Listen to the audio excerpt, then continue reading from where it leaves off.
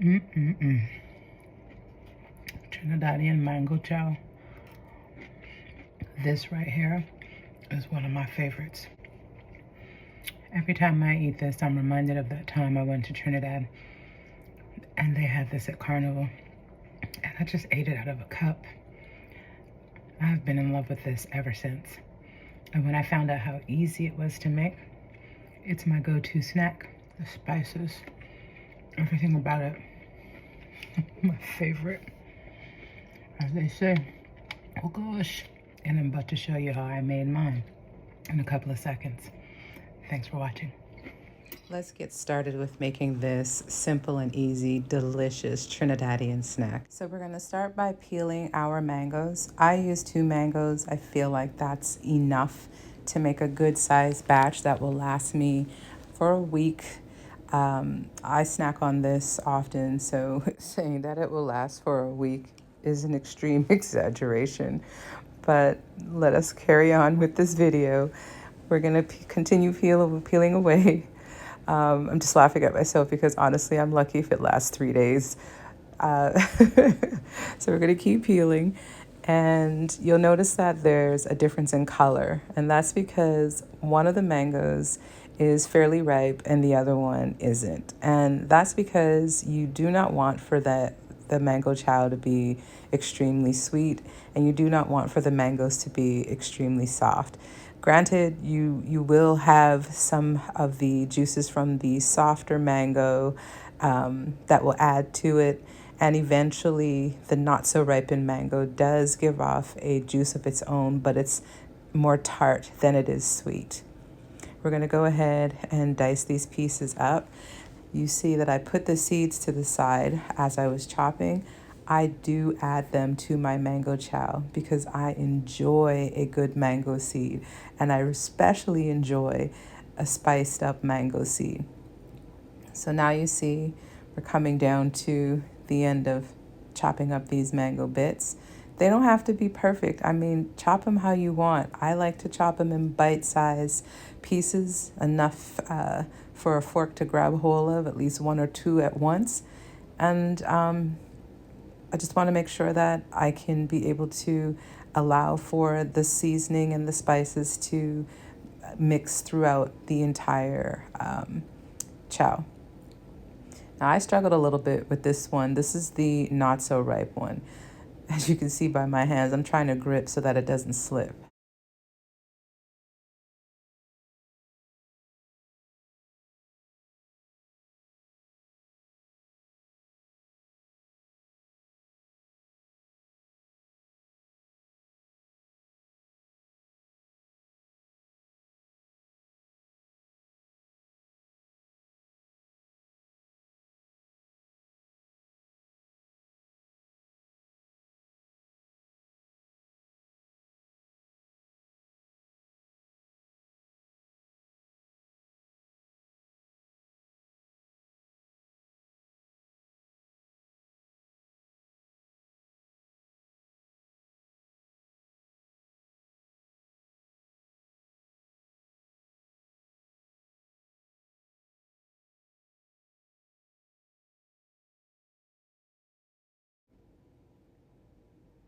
Now we're going to move on to our garlic cloves.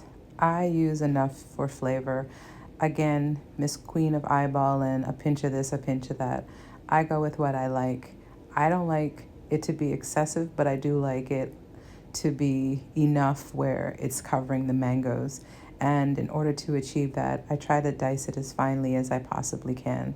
I don't recommend using the jarred, pre-minced garlic, the brine that it sits in. I tried it once because I was lazy. Don't be lazy.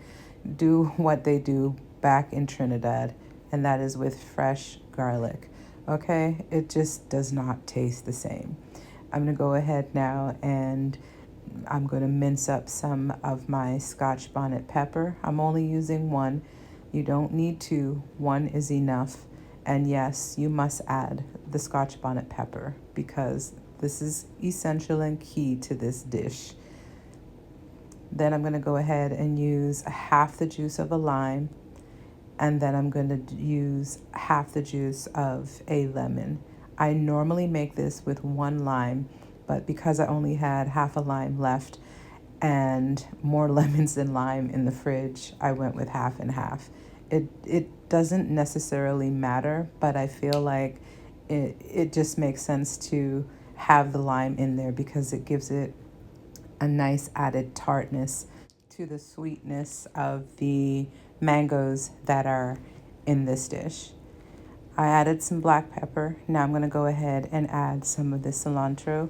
Typically I would use shadow benny, but I couldn't get my hands on some. It's really hard to get some. I went and searched for it, and the lovely Trinidadian lady at the St. Lawrence Market who owns the spice shop told me that the best place would be to go to the Danforth Market, and I didn't feel like going up to the East End in the snow. No, thank you. And so we're going to substitute it with the cilantro. I added half a tablespoon of my green seasoning, half a tablespoon of my pepper sauce.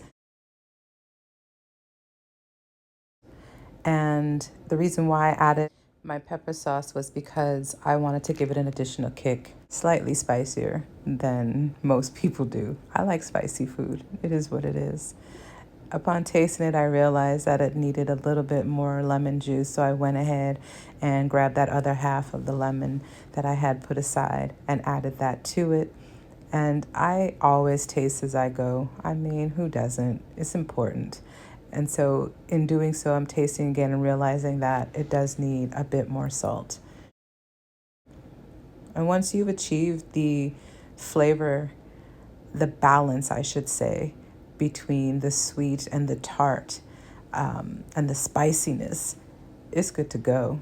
And there you have it, Trinidadian mango chow. I hope I make my Trini friends proud, because I know it tastes right, and I've gotten compliments from my Trini friends. So they always say, it's missing the shadow Benny. Well, you know what? Bring me some. Bring me some. And then I pack it away in a cute little Tupperware, and it's good to go for snacking. So quick, so easy, so good, so good. Thanks for watching. I hope you get a chance to whip up your own batch. And remember, God is so good all the time. And all the time, God is good. Have a beautiful, blessed day.